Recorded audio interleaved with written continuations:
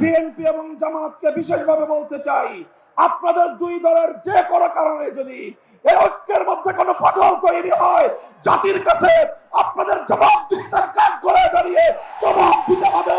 জবাব নিয়ে ছাড়বো আমরা। ফ্যাসিবাদ এবং তার দোসরদেরকে বাংলাদেশের রাজনীতিতে পুনর্বাসন ঠেকানোর জন্য আমাদের গড়ে ওঠা ইস্পাত কঠিন রাজপথের ঐক্য ধরে রাখতে হবে। আগামীর বাংলাদেশে একটা দৃষ্টান্ত স্থাপন করতে চাই। আমাদের যে অভিন্ন লক্ষ্য আল্লাহর দ্বীনকে বিজয়ী করা, আল্লাহর জমিনে খেলাফত প্রতিষ্ঠার যে সংগ্রাম, এই সংগ্রামে আমরা ইস্পাত কঠিন একটি ঐক্য গড়ে তুলতে চাই। আমরা নেতৃবৃন্দ ইতিমধ্যেই আমাদের মধ্যকার অতীতের অনেক তিক্ততাকে আমরা পিছনে ফেলে বাংলার বর্তমানে বাস্তবতাকে সামনে রেখে, জাতির চাহিদাকে সামনে রেখে আমরা ঐক্যের ভিত তৈরি করেছি।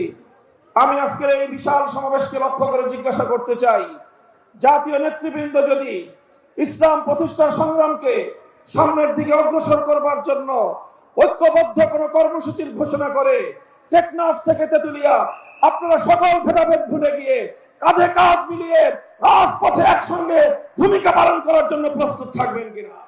সেজন্য সর্বপ্রথম আজকে বাংলাদেশের ইসলাম মুসলিম জাতিসত্তা এবং বাংলাদেশের স্বাধীনতার প্রশ্নে আমাদেরকে সর্বপ্রথম আমাদের অভিন্ন শত্রু ভারতীয় আধিপত্যবাদকে রুখে দেওয়ার জন্য আমাদেরকে রাজনৈতিকভাবে ইস্পাত কঠিন একটা ঐক্য গড়ে তুলতে হবে।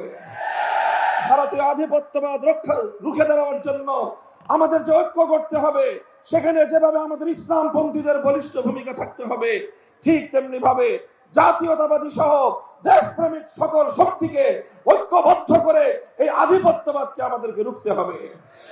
তাই এজন্য আজকের এই মঞ্চে বিএনপি নেতৃবৃন্দ রয়েছেন, জামায়াতে ইসলামের নেতৃবৃন্দ ছিলেন, তারাও আছেন, অন্যান্য ইসলামী সংগঠন সমূহ, ইসলামী আন্দোলন বাংলাদেশের মোহতারাম আমির পীর সাহেব চরমনাই হুজুর রয়েছেন।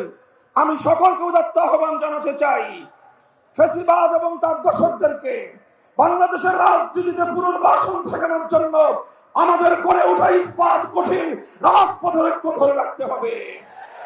বিএনপি এবং জামাতকে বিশেষভাবে বলতে চাই, আপনাদের দুই দলের যে কোনো কারণে যদি এই ঐক্যের মধ্যে কোনো ফাটল তৈরি হয়, জাতির কাছে আপনাদের জবাবদিহিতার কাঠ করে দাঁড়িয়ে জবাব দিতে হবে। জবাব নিয়ে ছাড়বো আমরা।